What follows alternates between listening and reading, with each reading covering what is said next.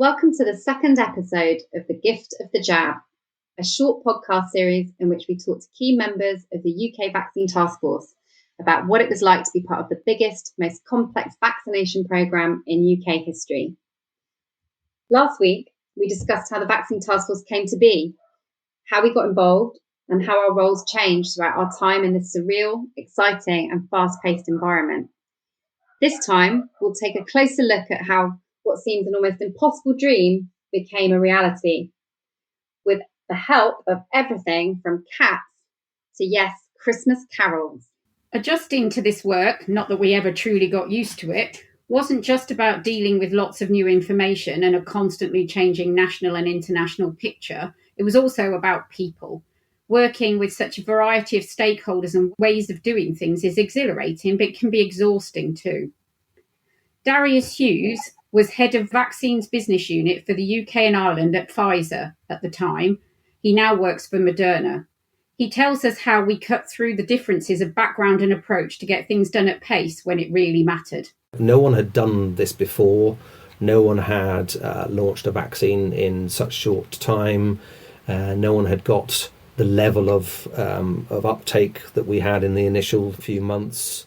It was all first. So it was that ability to have a shared vision and be very, very clear about what we wanted to achieve and how we were going to do it, and make sure that we were very, very clear that we were only going to be able to do this together. Pfizer and the Vaccines Task Force, it was the MHRA, it was Public Health England, it was the NHS, it was the Department of Health, multiple stakeholders here, and everyone was very, very clear that the only way we were going to get this amazing thing done was to do it together and to do it in partnership. So I think very, very early on, those sort of goalposts were set. We knew where we were going. We knew that we had to do it together, and we just worked extremely collaboratively and extremely well together to get those things done. So those were the leadership moments. And then, it didn't always go well. It didn't always go right. And I think some great leadership was shown at various points then as well of, okay, this has happened, we've never done it before, it didn't quite work out how we thought it might. Let's scenario plan, let's get ourselves together and see how we can get over this. Mark, an MOD project manager, also hit upon leadership as a key factor in overcoming obstacles and making sure our progress didn't slow up. We had a really good leadership team who were, I think that they were empowered to make decisions, and they empowered us to make decisions, which is really good. So, from my civil service background, there's generally a lot of checking and assurance, and I call it bureaucracy. And I think the leadership were able to open doors and shield us from a lot of the unnecessary aspects of bureaucracy and really let us get on and do what we were good at, which was delivering. I agree with Mark. Delivery was everything. So it was crucial that our energy could remain focused on that rather than jumping through hoops that just couldn't apply to the unprecedented emergency situation we found ourselves in. Ollie Excel, a consultant with PA Consulting, tells us how you can never fully be prepared for this kind of work. So having the right leadership and support becomes even more important. That was not a standard job. Most of us, although I think most of us has worked hard in our previous lives, and that's what set us up for this, and we'll work hard again. It was like nothing that I've ever worked on before. So there was a lot of support as well, which really could not have done without. However much support we got, working on the Vaccine Task Force was tiring, to say the least. The job was massively rewarding, especially during some of our breakthrough moments that could take a lot out of you too. At the pace we needed to be at, no one could keep going indefinitely. Here's Ollie again. You can keep the intensity going for a certain amount of time, and then you just need to hand it over to the next person who's fresh. In a similar way, a good football manager will bring in substitutes at the right time to win that match. I think that was very much what it was like. We've been talking quite a bit so far about internal pressures and support, but there were also more external challenges. One of these challenges was the need to be transparent with the public and keep them informed through the media, and the imperative to get our heads down and keep going as fast as possible. Sarah Macmin, who is the Chief of Staff on the Vaccine Task Force for the Programme Director, and is the head of the RAF Global Engagement, tells us a bit more about the contrast between our small team working remotely and the huge outside pressures for answers. It can be strange to have a fly-on-the-wall view of top-level leadership decisions while grappling with necessary but difficult questions from the media and public.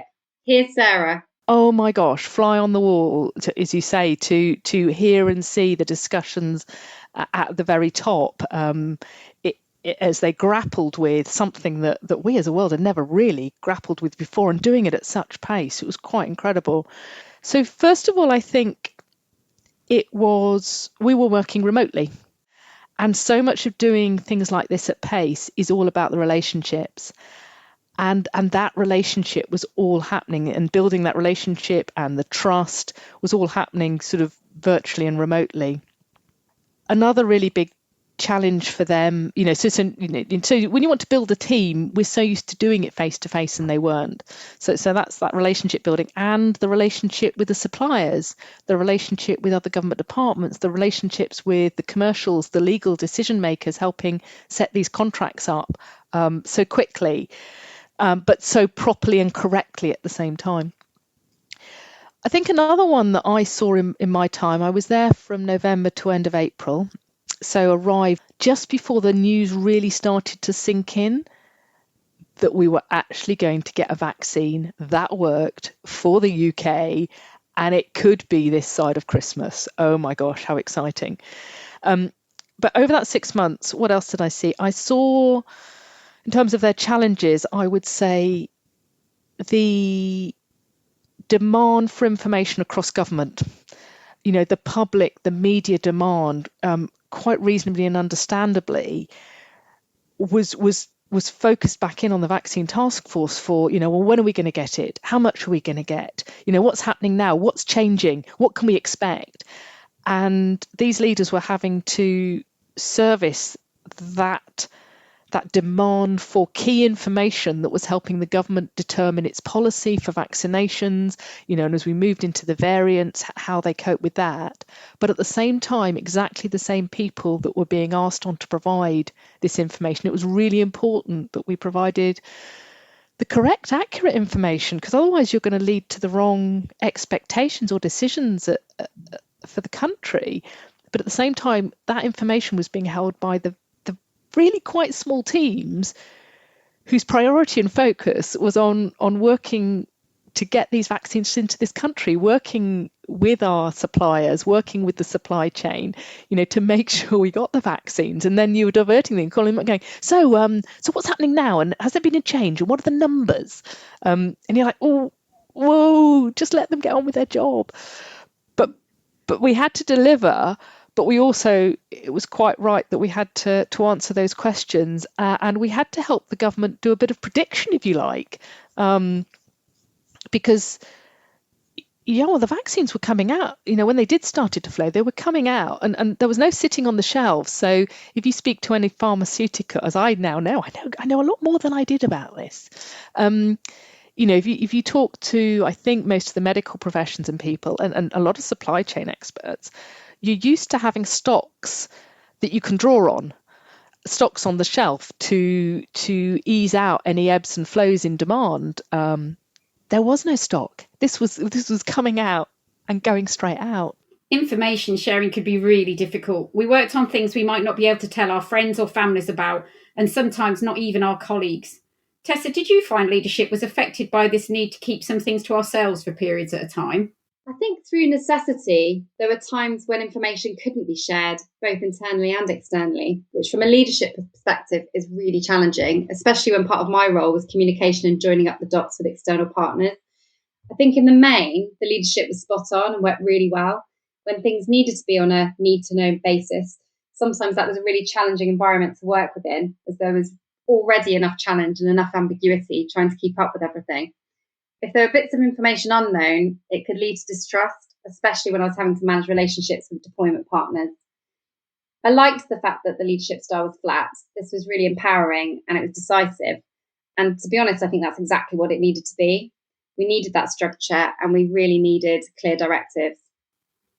One thing I think we did pretty well in terms of managing relationships was how we dealt with the need to work almost entirely remotely.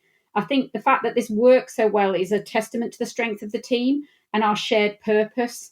Mark Graham joined us from the MOD with just a weekend between jobs. The remote working was quite a strange one, really, because the MOD, with for various reasons, was operating on a voice-only remote working communications network. So to actually see my other stakeholders was really good and a really good part of what I was doing. So I kind of remember in there was like a Friday afternoon, I kind of said goodbye to my old job and I dialed into some meetings on the Monday morning for the VTF. And unfortunately, I still had my old MOD IT. So I was kind of dialing in and listening to what was going on. It was quite a strange concept. And then my base IT arrived, and I could see people, and it was just a revelation. So remote working for me worked really well. As busy as we were, taking the time to get to know people was essential to working together with as little friction and as much dynamism as possible. Bonding as a team virtually took work, and we have people like Geraldine Eaton, who is a pharmaceutical project manager expert, to thank. For me, the main thing was each time I met someone new, we made a point of finding time to have a little intro chat before we were in meetings together. So as new people joined the team, even if it was just a very quick 15-minute, let's have a chat, what's your background? What's your situation at the moment? Or are you at home? Because, some of the individuals were very young, so they were still at home with their parents. And other people were at home with multiple kids that they were trying to homeschool. So just getting that understanding of where people were coming from before you were actually in a formal meeting and they were trying to juggle a cat and a child while they were actually running the meeting, you actually understood what was going on in the background. Thankfully, we got through the period of just having either our pets or our children or our family as our only colleagues. It was fantastic to finally break through the barrier and see many of the people that we'd work with day and night. Ollie tells us more about how it felt. I think also what was also just really lovely when you met people was you built the relationship up online, hadn't you? And then when you met them, you did feel like they were old friends. And it took me back to something that Joe Crowhurst would often say about one of the great rugby coaches, the Lions tour, and the ability that people who've worked in such a situation, when whatever sort of circumstances, you could just kind of make eye contact with people, and you'd all have that common understanding of what we've been through, and it did feel like that. There was this real sort of connection of meeting, when you met people, and you could immediately, I think, and you saw that when you made eye contact with people for the first time that would only met virtually, and that amazing smile. I'm sure I had it, and that other people had when they saw you, and it's like, yes, you're seeing for the first time, and you could, I guess, at that point, yes, we could actually at least shake hands. As well as mutual gratitude and a shared understanding of what a mountain we had to climb, humour certainly didn't hurt as a way to connect us all. Actually, I think humour was probably more important than some of us realised at the time to getting through and keeping going in the depths of winter, when many of us have been working out flat out for absolutely months. So we had a Christmas concert. I only just joined the VTF at the end of November, and a few weeks in, we had our Christmas carols. I'd, believe it or not, gone and bought, especially for the occasion, a Christmas jumper online, and it had lights and a tree and a pom-pom headband. But I'm really disappointed because I didn't win the competition. I thought I would. I'd never even owned a Christmas jumper before, so I'm not actually sure whether that was a high point or a low point. The other memory I don't think I'll ever forget, etched into my memory, it was Andrew Jones playing an organ. We started singing Christmas carols, changed to have words associated with vaccines, and there was Andrew, turned around, and there he had organ behind the screen and started playing music, and everybody was singing. It was a rather surreal experience, but I think it definitely brought everybody together and brought a smile to my face. Sarah did some fantastic things just to lift the mood and make us all laugh as well during a strange and otherwise less than festive Christmas period. building teams, connecting teams. I've always, that was absolutely something I played a part in